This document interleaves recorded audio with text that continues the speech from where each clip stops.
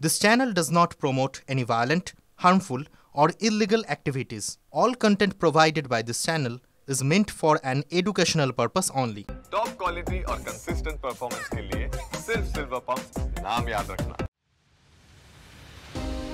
উন্নয়নের পথে এগোনোর কথা ছিল, কিন্তু ইউনূস জামানায় দিনে দিনে অন্ধকারের দিকে হাঁটছে বাংলাদেশ।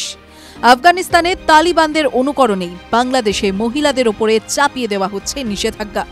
এবার রমজানে মহিলাদের বাড়ির বাইরে বের হওয়া নিয়ে জারি হলো ফতোয়া। মৌলবাদীদের হুমকি, রোজা চলাকালীন মহিলারা বাড়ির বাইরে বের হলে তাদের দেখলে পুরুষদের চোখের গুনাহ হবে। তাই এই সময় মহিলাদের বাড়ি থেকে বের না হতেই বলেছেন কট্টরপন্থীরা। কট্টরপন্থী মৌলবাদ গ্রাস করছে বাংলাদেশকে। নিত্যদিন খর্ব করা হচ্ছে নারী অধিকার। এবার রমজানের সময় মহিলাদের প্রকাশ্যে বের হওয়ার ওপর জারি হয়েছে ফতোয়া। সেই ফতোয়ায় বলা হয়েছে যে মহিলারা বাইরে বের হলে পুরুষরা মহিলাদের দেখলে তাদের চোখের পাপ হবে, তাই মহিলাদের না বেরোনোই শ্রেয়। একান্তই মহিলাদের যদি বাইরে বের হতেই হয় তাহলে পর্দা দিয়ে বের হওয়ার নিদান দিয়েছেন এক মৌলবী। ইসলামিক মৌলবাদীদের স্পষ্ট বক্তব্য, মহিলারা বের হলে তাদের যদি কোনো পুরুষ দেখে ফেলেন তাহলে রোজা ভঙ্গ হয়ে যাবে, চোখের গুনাহ হবে।